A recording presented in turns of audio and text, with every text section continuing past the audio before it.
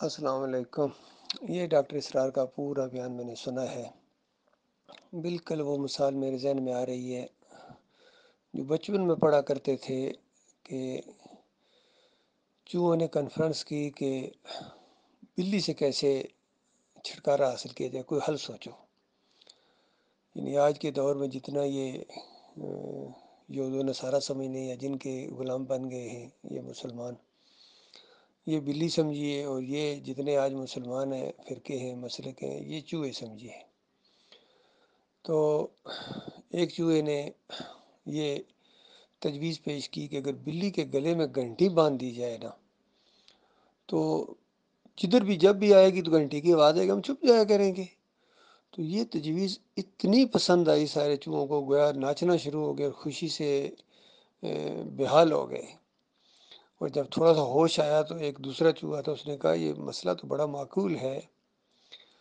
لیکن وہ بلی کے گلے میں گھنٹی باندھنے کون جائے گا؟ بس یہ بات کہنی تھی کہ سارے چوہوں کے اوپر گویا یہ بجلی بن کر بات گری، رکا یہ مسئلہ، اور ساری خوشیاں جو ہے نا وہ غم میں تبدیل ہو گئی۔ بھائی حال تو بڑا معقول دیا ہے، ظاہری بات ہے باصلاحیت لوگ تھے، زبردست تجزیہ کرنے والے، لیکن وہ مسئلہ ہے وہ بنیاد کون بنائے گا، وہ کام شروع کون کرے گا جس سے آگے جا کے پھر خلافت قائم ہوتی ہے، یہ چیز ہے۔ یہ انقلابی قسم کے لوگ تھے، وہ دودھی صاحب ہو گئے، یہ کیا نام ہے ڈاکٹر اسرار ہو گئے، اور بھی کتنے اٹھے تھے، لیکن جا کے پھر شرک کی دلدل میں جا کے پھنسے ہیں۔ یہی ہمارا جھگڑا ہے سارے بھائیوں سے، یقین کیجیے، پوری دنیا سے اور تمام فرقوں سے، اور پھر اپنوں سے بھی، یہ جو گروہ میں پڑ گئے ان سے بھی، ہے کہ وہ شرک کی ملاوٹ کے ساتھ تم جب آگے چلو گے تو آگے وہ نظام نہیں قائم کر پاؤ گے جو نبی علیہ السلام نے اور صحابہ کرام نے کیا تھا، جس کی خوبیاں آپ بیان کرتے ہیں۔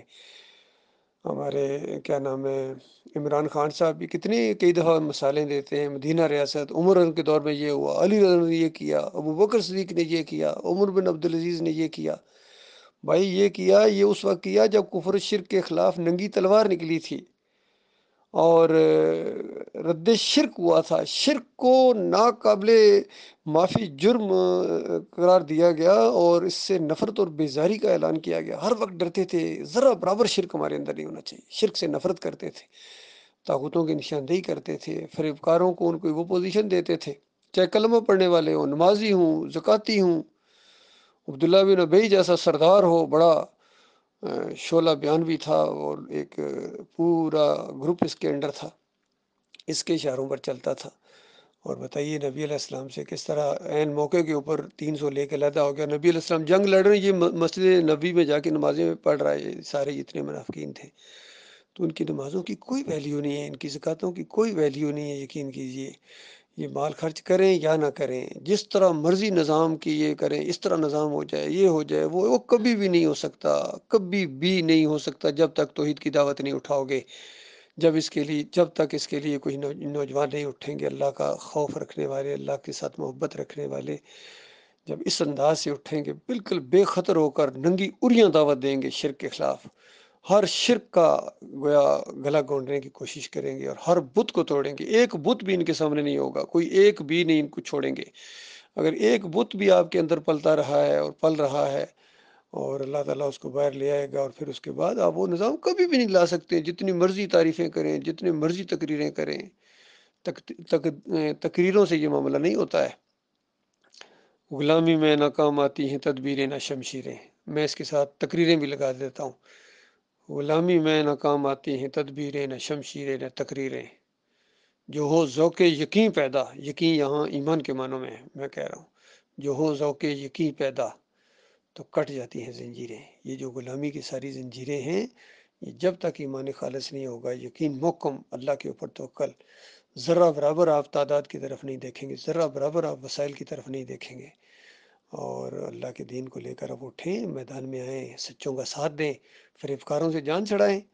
فریبکاروں کو بھی ساتھ لے کے چلنا، اور شرک اور کفر کو بھی ساتھ لے کے چلنا، اور پھر کہنا کہ وہ انقلاب آ جائے گا، وہ جماعت بن جائے گی، وہ خلافت کیسے ہوگی، بتاؤ کیسے کرو گے؟ کوئی حل تو بتاؤ، کوئی ذرہ برابر تو کچھ معاملہ کرو۔ وہ بات بھی نہیں کرتے ہیں، نہ یعنی آگے چلتے ہیں، نہ ساتھ چلتے ہیں، نہ پیچھے چلتے ہیں، تاکہ پیچھے بھی چلیں گے تو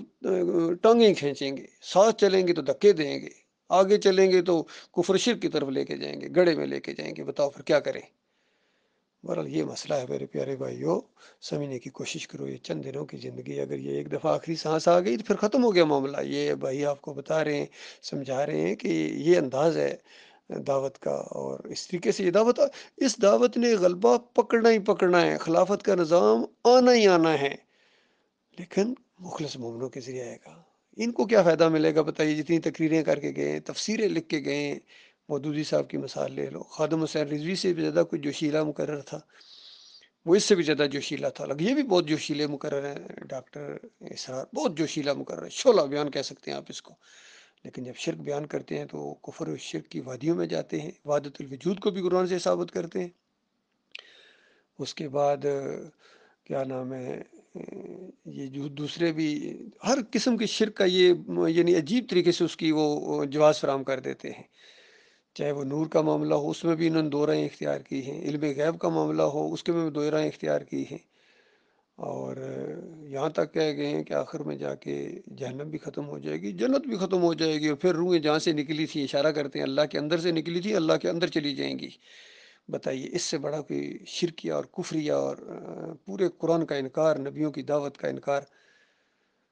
اسی طرح میں مثال دیتا ہوں، محمود الحسن کتنے بڑے عالم ہیں، شبیر احمد عثمانی، ایاک نعبد و ایاک نستعین کے ساتھ جو انہوں نے حشر کیا ہے، اللہ کے بندوں کو کہتے پکارو، یہ بھی جو ہے وہ اللہ ہی کو پکارنا ہے، اور یہ بھی خلافت کی باتیں اور دین کے غلبے کی باتیں۔ تقی عثمانی کی تقریریں سنیں، رفیع عثمانی کی سنیں، فضل الرحمان کی سنیں، طاہر القادری کی سنیں، طارق جمیل کے فلسفے سنیں۔ اس طرح اس شرک کو لے کے چلنا چاہتے ہیں میرے پیارے بھائیوں، اس چیز کو سمجھو، اس نقطے کو سمجھو، بالکل کامیابی اس میں ہے کہ پہلی بات تمہارا عقیدہ بالکل صلح آنے، بالکل صاف شفاف آپ کا عقیدہ ہو، بال برابر شرک نہ ہو، بال برابر آپ کے دماغ کے اندر نہ کوئی مورتی ہو، نہ گمبد ہو، کسی گمبد کی حمایت آپ کے دماغ کے اندر ہے تو بس آپ مومن نہیں ہے۔ کسی مسلک کا، کسی اور کا اگر ذرا برابر بھی آپ کے اندر کوئی عقیدت ہے تو پھر آپ مومن نہیں ہیں۔ اسی طرح مخلص مومنوں کے لیے اگر ذرا سا بھی بغض ہے تو پھر آپ سمجھ لیجئے اس کے اوپر تو جو بخاری کی روایت کے اندر حدیث قدسی ہے، نبی علیہ السلام فرماتے ہیں کہ اللہ فرماتا ہے کہ میرے ولی سے جس نے دشمنی رکھی، بغض رکھا، میرا اعلان جنگ ہے اس کے ساتھ۔ تو اللہ کے ساتھ اعلان جنگ کرنے کے بعد بتائیے پھر آپ دین کو کیسے غالب کریں گے؟ کیسے خلافت کا وہ نظام لے آئیں گے؟ کس طرح حاصل کر لیں گے؟ جیسا جماعت اسلامی والے کہتے ہیں ایک دفعہ اقتدار حاصل کرو، وہ کیسے اقتدار حاصل کرو گے؟ کوئی طریقہ تو بتاؤ۔ کوئی طریقہ نہیں ہے سوائے اس طریقے کے جو محمد صلی اللہ علیہ وآلہ وسلم نے دعوت اٹھائی تھی، توحید کی دعوت اٹھے، رد شرک، کسی کی پرواہ کیے بغیر، کسی پر چوٹ لگے کوئی ناراض ہو،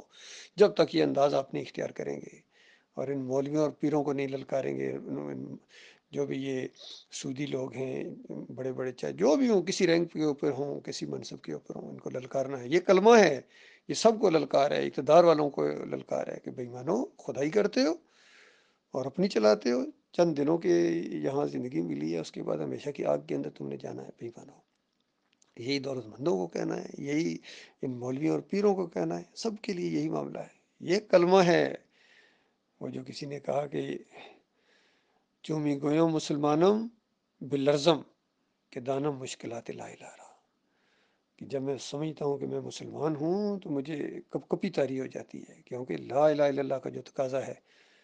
یہ بہت ہی سخت ہے، لیکن مالک نے اجر بھی بہت بڑا رکھا۔ میرے پیارے بھائیو غور کرو، ہمیشہ ہمیشہ ہمیشہ کی جنتیں، بادشاہیاں وہاں کی، ہمیشہ کی جوانیاں، ہمیشہ کی صحت، تندرستی، اور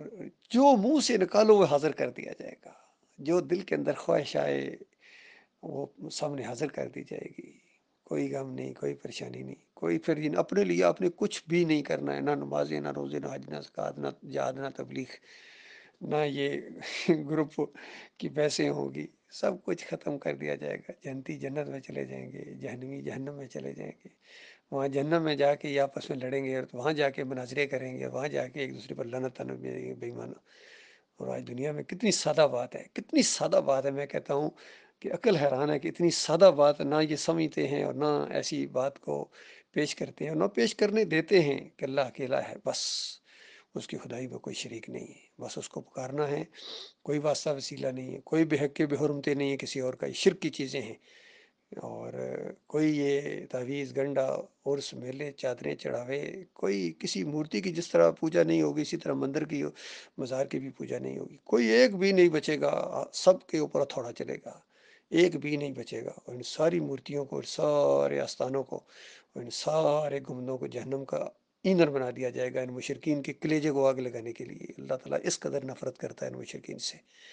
یہ سادہ سادہ باتیں ہیں بھائی، اللہ تعالیٰ کو غور و فکر کرنے کی توفیق عطا فرمائے۔